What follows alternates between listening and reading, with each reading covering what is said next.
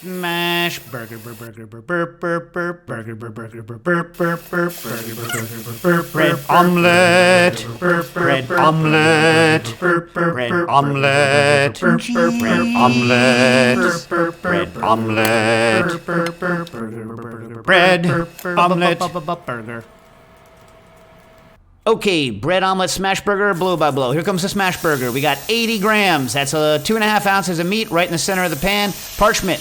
Press it down. I'm using a very fancy presser. You don't need that, but it's nice. Peel away the parchment. Now remember, this burger has to be salted and peppered, the burger meat, salt and peppered on the outside only. You want it to go right in. You want to smash it right away. I have it in the center of this pan. I'm using a nonstick pan here. I know a lot of you don't like doing smash burgers on a nonstick pan, but the nonstick on the induction makes a lot less smoke, and this is a modern green pan induction pan that's meant for searing, and it does a decent job. Does my cast iron maybe do a little bit better of a job on the sear? Probably, but I didn't have a cast iron pan the right size. This makes a lot less smoke.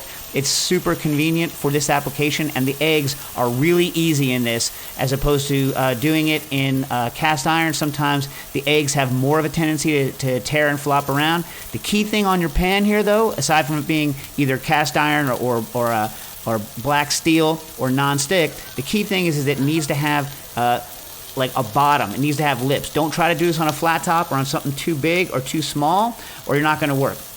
This is an 11-inch pan, which means it has an 8 3/4 inch bottom. How dumb is that? Why don't they just name the pans by the size of the bottom? It's so dumb, because all we care about here is how big the bottom is. Now, I'm looking at the top of the meat. I'm starting to see a little bit of that moisture coming up through, so I know that it's cooking. I'm going to get ready to flip. Here I come in. Now, watch when I flip. I'm going to put it close to me, and that's super important. Close to me. I'll tell you why later. See, it doesn't look so bad, right? Now, I'm going to pour in about 2.5 eggs.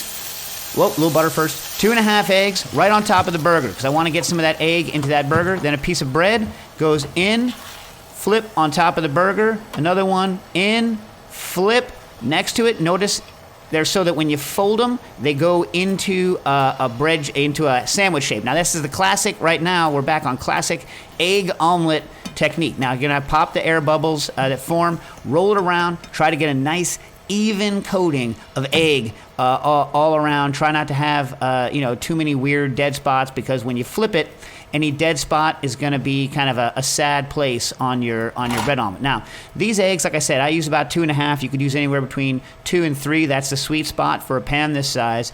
You're going to want to do eggs, salt, pepper. I add a little bit of sugar. I didn't add anything to thicken them or to thin them out. You definitely don't want these things thinned out.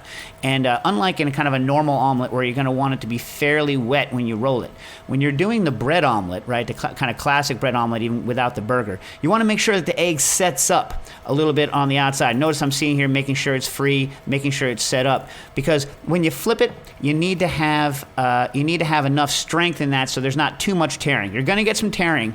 If you're just doing the bread omelet, you might not get tearing. But with the burger, you're going to get a little tearing, so you need to minimize it. And that's also why I put the burger close to me, so that when I put the spatula in,